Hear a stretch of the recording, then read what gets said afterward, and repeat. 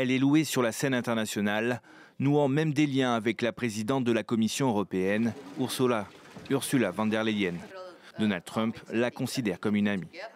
Dirigeante du parti d'extrême droite Fratelli d'Italia, Giorgia Meloni a pris ses fonctions de présidente du Conseil il y a 3 ans, avec une ligne traditionnaliste. Je suis Giorgia, je suis une femme, je suis une mère, je suis italienne, je suis chrétienne. Mais la chef du gouvernement a su être pragmatique. Elle revendique aujourd'hui un redressement de l'Italie. En 3 ans, le pays a vu son déficit public diminuer de 8,6% à seulement 3,4% aujourd'hui, alors que le chômage est tombé à son plus bas niveau depuis 20 ans. Une bonne nouvelle pour certains économistes.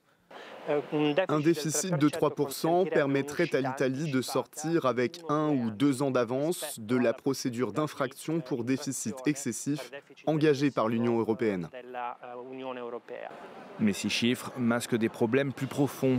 Les salaires sont en baisse et la croissance économique stagne toujours légèrement inférieure à la moyenne de la zone euro. Au-delà du plan économique, Meloni est accusée de dérive illibérale. En juillet dernier, son gouvernement a durci les peines pénales d'une vingtaine de délits et en a créé d'autres.